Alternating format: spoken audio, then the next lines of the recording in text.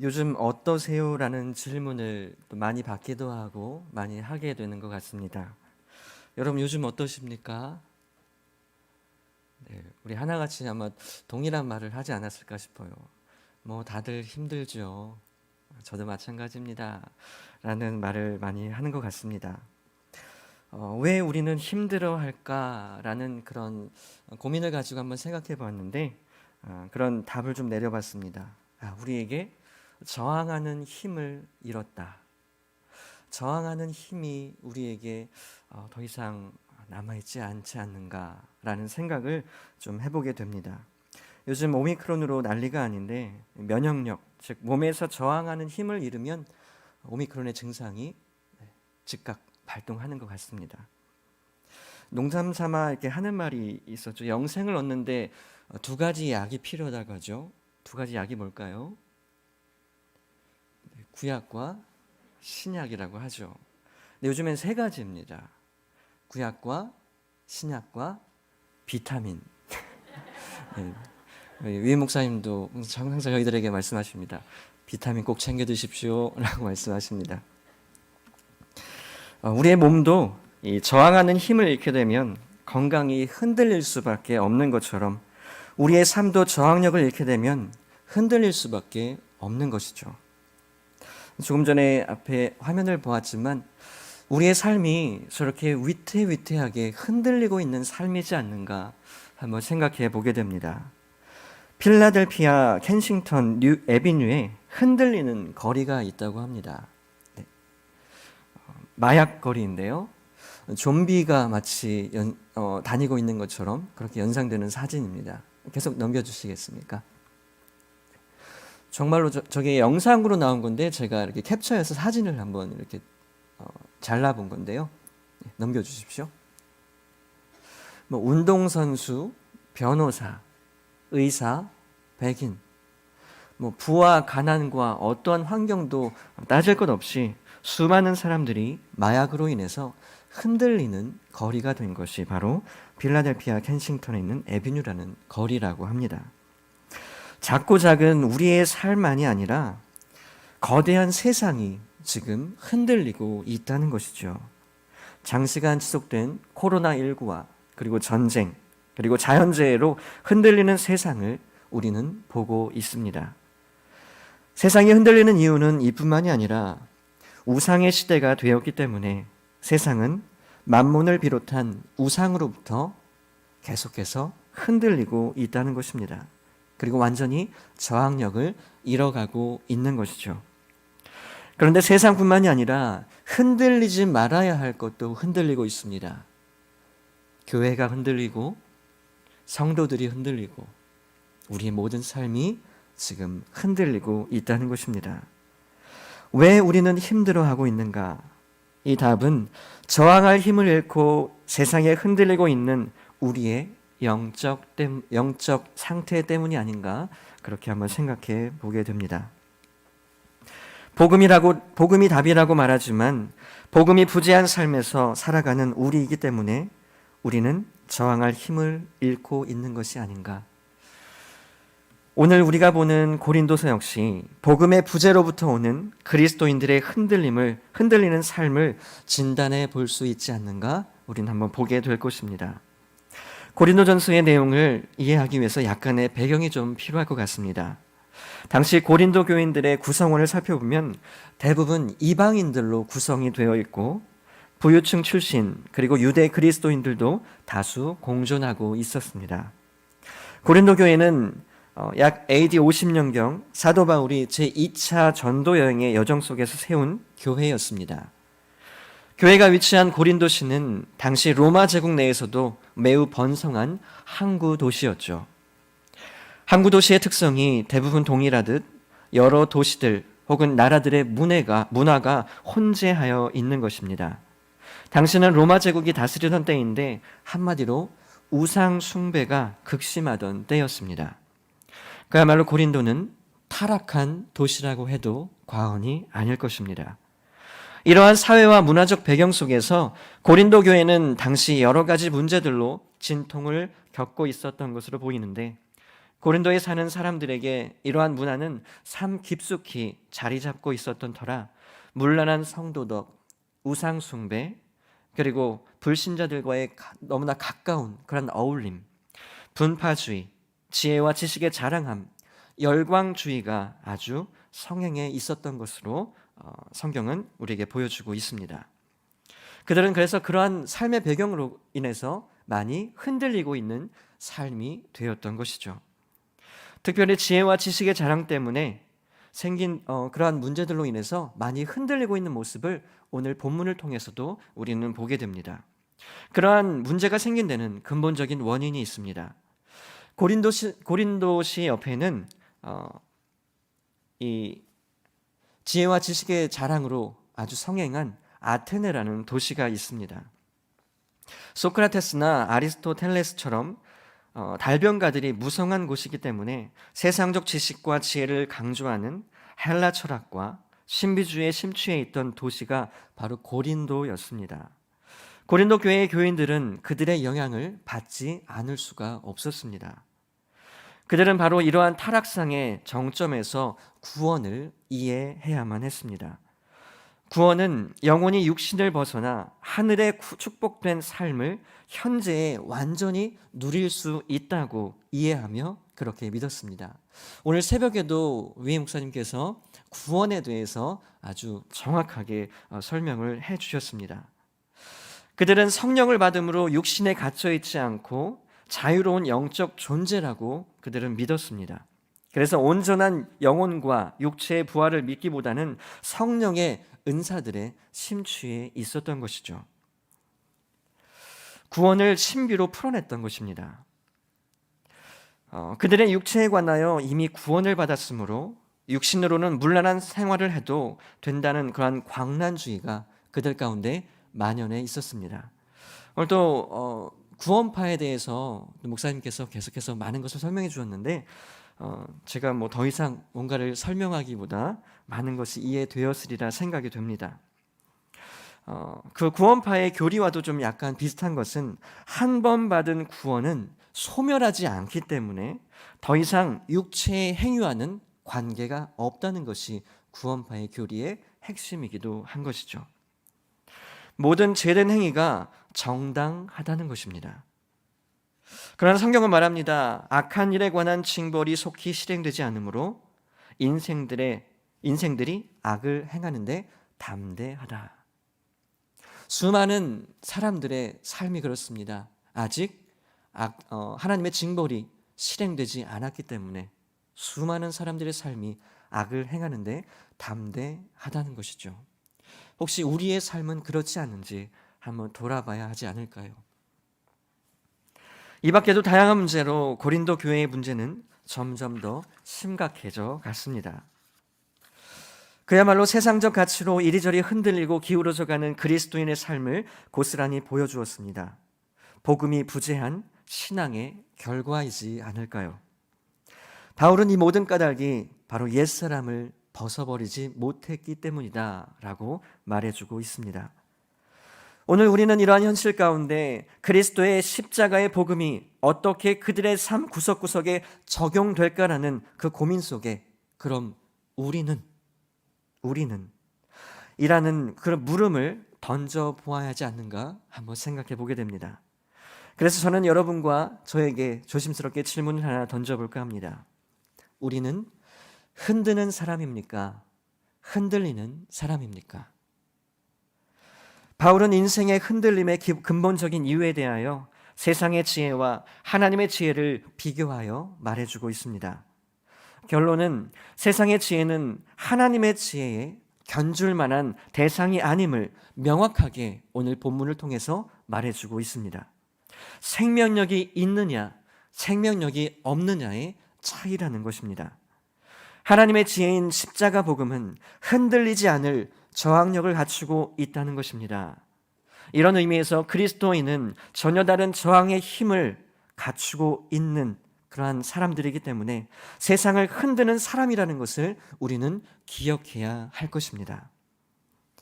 세상은 더 높아지는 것을 그리고 더 가진 것을 지혜의 기준으로 삼기에 더 지식과 지혜를 겸비하라고 우리에게 말해주고 있습니다. 그리고 더 소유를 갖추라고 말하고 있습니다. 소유의 욕구를 더욱더 부추기고 있는 것이죠. 바벨탑에 갇혀 있는 영성을 확인이라도 시켜주듯 사람들을 신의 자리에 앉히기 위해서 더욱더 부추기고 있는 것입니다. 이것이 바로 오늘 고린도 교회의 교인들과 우리 그리스도인들이 당면한 지독한 영적 문제이지 않을까요? 그러나 세상이 부추기며 가지라는 가치들은 구원의 문제와는 하등 관계가 없다는 것을 오늘 본문이 우리에게 가르쳐주고 있습니다. 오히려 기독교는 소유의 자랑을 멀리하라고 말하며 우리가 쌓아놓은 지식과 지혜와 그러한 소유로 치장된 바벨탑을 허물어뜨리라고 말씀해 주고 있습니다. 십자가의 도가 말하는 복음이 바로 그것입니다. 죄인들을 대신하여 십자가에 못 박히신 예수 그리스도라는 이 복음은 세상이 말하는 것과는 달리 더 낮은 곳을 바라보라고, 그것이 바로 지혜라고 우리에게 말해주고 있습니다. 실제로 예수님께서 오신 것은 섬김을 받기보다 섬기러 오셨듯이 더 낮은 곳을 바라보시며 그곳에서 섬기는 것을 가장 가치 있게 여기시며 그것이 곧 지혜라고 우리에게 말씀해 주십니다. 그러나 주님께서 말씀하시는 지혜는 우리에게 여전히 낯선 지혜 같아 보입니다. 이것이 우리의 흔들리는 삶의 이유의 시작이지 않을까요? 예수 그리스도라는 복음의 지혜가 우리의 삶의 걸림돌처럼 작용하기 때문입니다. 위임 목사님의 사이다 같은 설교의 한 구절이 마음에 박혀 있습니다. 다음 세대의 자녀들에게 말씀이 먼저이고 교회가 먼저이고 복음이 먼저라는 것을 가르쳐야 한다. 학원에 보내는 것이 먼저가 아니라는 것이죠. 세상적 지혜를 겸비하고 갖추라는 것이 먼저가 아니라는 것이죠. 왜 세상이 흔들리고 수많은 자녀들이 흔들려야 할까요? 바로 복음이 부재하기 때문이라는 것입니다. 복음이 부재하는 세상의 지혜는 하나님께서 패하시는 지혜입니다. 내가 지혜 있는 자들의 지혜를 패하고 총명한 자들의 총명을 패하리라. 아무리 바벨탑처럼 높이 쌓아도 구원과는 관계없는 지혜일 뿐입니다. 세상에서는 있어 보이고 자랑할 수 있는 것처럼 보일지라도 영혼을 갉아먹고 마침내 자멸하게 하는 지혜일 뿐이라는 것입니다.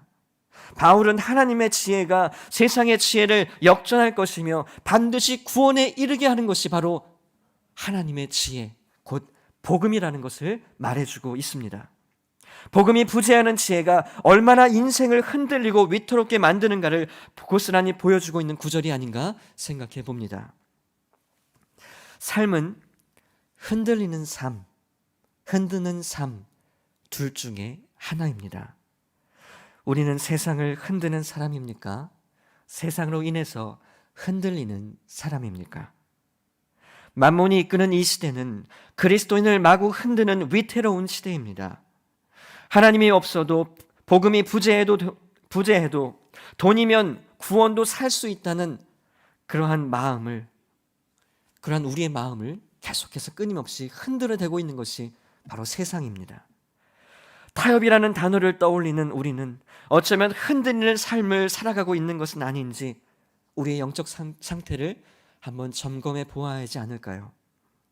십자가만 아니면 돈과 명예와 권력과 쾌락과 안락, 이것들이 어느 정도 타협하며 살아갈 수도 있을 텐데 여전히 낯선 십자가는 마음의 짐이 되어버리는 것처럼 느껴질 때가 많이 있는 것 같습니다.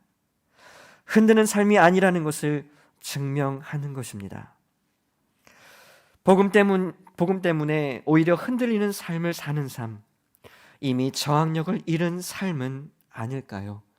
우리는 돌아보아야 할 것입니다. 흔들어야 할 것에 오히려 흔들리는 지금을 우리는 살아가고 있습니다. 우리의 삶은 수많은 유혹들에 노출되어 있기에 이 모든 것들에 대하여 저항할 수 있는 능력을 반드시 갖추어야만 합니다. 영혼의 비타민을 끊임없이 섭취해야만 합니다. 그렇다면 저항할 수 있는 힘은 과연 어디로부터 공급되는 것일까요? 칼을 칼집에 꽂으라. 칼을 가진 자는 칼에 망하리라 라고 말씀하신 예수님은 우리에게 분명하게 말씀해 주십니다. 우리가 가진 것은 다른 것이 아닙니다. 복음입니다. 복음으로 맞서 싸우고 복음으로 저항해야 하는 것이 바로 우리 그리스도인의 삶이라는 것입니다. 커다란 맥락에서 볼 때 우리가 세상과는 다르다는 것 한 가지가 있다면 바로 복음을 가졌다는 것입니다. 보네퍼라는 신학자는 악은 자멸하는 씨앗을 품고 있다고 말해줍니다. 세상적인 것들에는 반드시 자멸하는 씨앗을 품고 있습니다. 우리가 저항할 수 있는 유일한 것은 복음이고 우리가 저항할 수 있는 능력이 나오는 것도 복음입니다. 한 찬양에 이런 찬양이 있습니다. 나에겐 복음이 있으니 두려울 것 전혀 없겠네.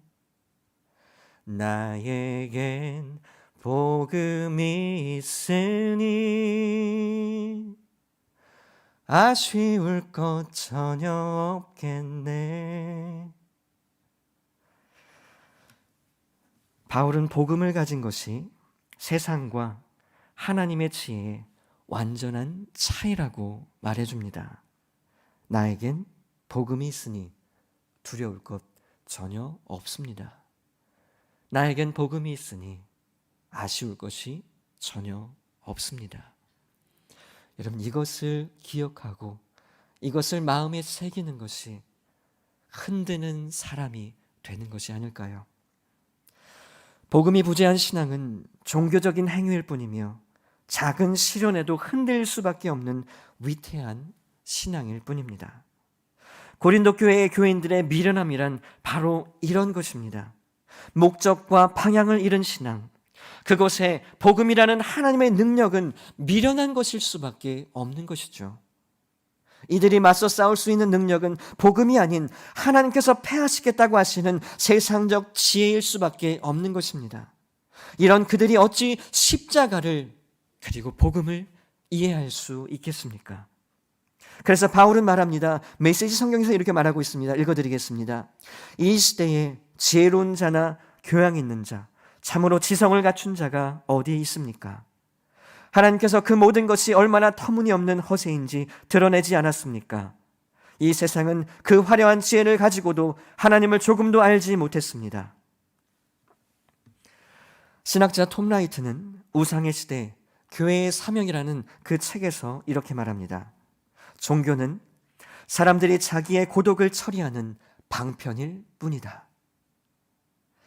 이는 세상으로 흔들리는 그리스도인들을 얼마나 처참하게 만드는 것인가 한번 생각해 보아야 할 것입니다.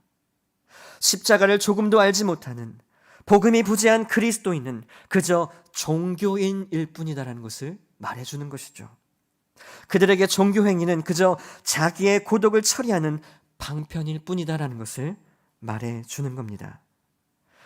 그들은 자신이 얼마나 흔들리는 삶을 살고 있는지 인식할 수 없습니다. 흔들리다 못해 이미 세상에 기울어져 타협하는 인생이 되어버린 것입니다. 여러분, 복음을 가지셨습니까? 그렇다면 부러울 것이 없을 것입니다. 여러분, 복음을 가지셨습니까? 그렇다면 아쉬울 것이 없는 사람들입니다. 세상으로 흔들리는 종교인이 아니라 세상을 흔드는 그리스도인이 되시길 축복합니다.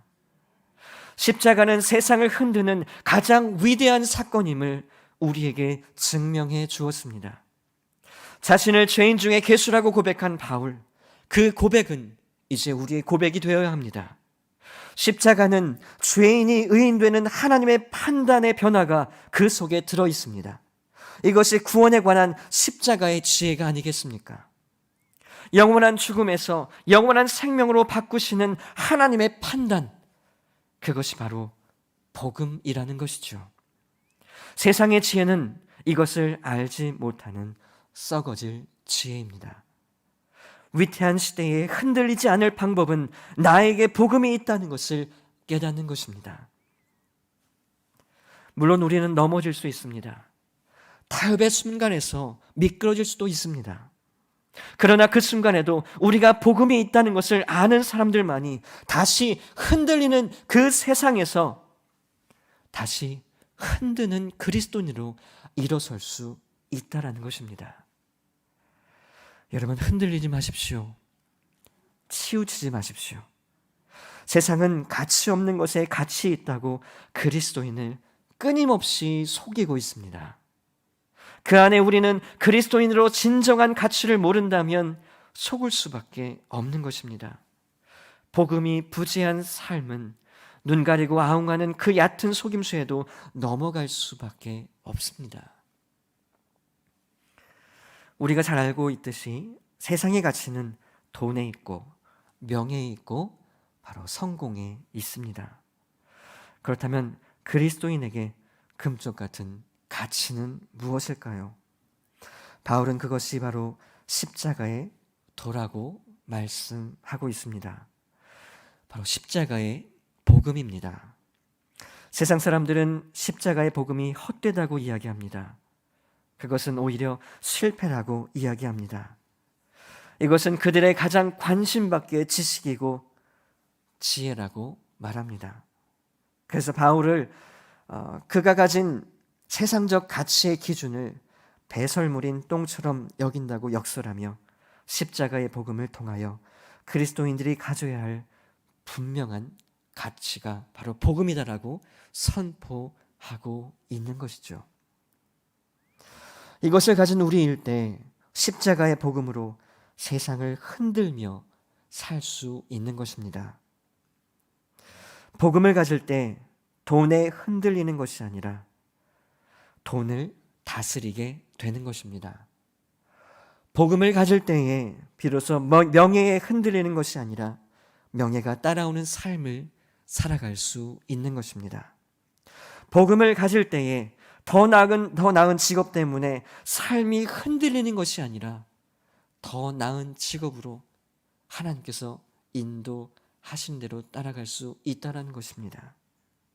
복음을 가질 때에 성공을 쫓느라 삶이 흔들리는 것이 아니라 바로 성공이 따라오게 되는 것입니다. 이러한 삶을 우리도 누려봐야 되지 않을까요? 여러분, 우리에게 복음이 있으니 부러울 것, 아쉬울 것이 없는 삶을 우리가 살아가야 하지 않겠습니까? 그것이 바로 전도에 미련한 것으로 하나님께서 복음을 우리를 통해 흘려보내고 계시는 그러한 사실이지 않겠습니까? 할렐루야. 네, 그 복음을 가지고 세상을 흔드는 우리가 되시기를 간절히 축복합니다. 오늘 말씀은 선지자 이사야의 당시에 하나님께서 이스라엘 백성들에게 말씀하신 것의 인용을 통하여 하나님께서 지혜 가진 것을 자랑하는 모든 지혜를 멸하고 총명한 자들의 자랑을 모두 폐하여 버리겠다고 말씀하시는 것을 오늘 말해주고 있는 것입니다. 삶은 전혀 그렇지 않은데 입술로만 나를 경외한다고 떠들어대는 사람들의 모든 지혜와 총명함을 내가 반드시 폐하여 버릴 것이다. 하나님은 우리에게 말씀해 주십니다. 세상을 흔드는 지혜의 끝은 다른 것이 아니라 바로 십자가입니다. 복음입니다. 이것을 아는 것이 바로 하나님의 능력입니다. 이것이 바로 신앙의 핵심이며 진리의 핵심이자 지혜의 근본이 됨을 믿습니다. 우리는 흔들리는 세상을 살아갈 수밖에 없습니다. 복음이 아니고서는 저항할 수 있는 힘이 우리에게 있을 수 없습니다. 우리에게 복음이 있다는 것을 매 순간 깨닫기를 간절히 소망합니다. 그 복음은 우리에게 있어서 가장 자유하게 하지만 가장 침묵하게 하는 것입니다. 그 복음은 우리를 가장 든든하게 서게 하지만 가장 자랑할 것이 없게 하는 것입니다. 이것이 바로 십자가의 복음입니다. 이 복음을 통하여 예수 그리스도는 세상을 흔들었습니다. 모든 세상의 지혜를, 총명함을 무너뜨리셨습니다. 부활이 그것을 증명한 것입니다. 하나님께서는 이 세상의 모든 것을 십자가로 흔들었습니다. 하나님은 그 모든 이들의 세상에 주는 익숙함의 자리를 그리스도로 흔들었습니다. 이렇게 십자가의 복음은 흔들리는 것이 아니라 흔드는 것이 되어야 하는 것입니다. 세상을 흔드는 십자가는 변질되지 않는 진정한 진리이고 으뜸의 가치인 것입니다. 여러분은 세상적 가치의 기준으로 흔들리는 사람입니까? 아니면 흔드는 사람입니까? 함께 기도하겠습니다.